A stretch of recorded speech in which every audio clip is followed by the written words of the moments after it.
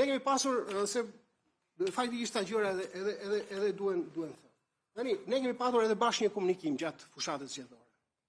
Ke patur komunikim dhe prokurorin e ngarkuar që mbulonte Ndursin. Çdo pretendim tuaj ne kemi verifikuar. Çdo pretendim tuaj ne kemi verifikuar. Çdo pretendim tuaj ne kemi verifikuar në kohë reale. Kam dërguar hetues dhe prokuror në mes të natës.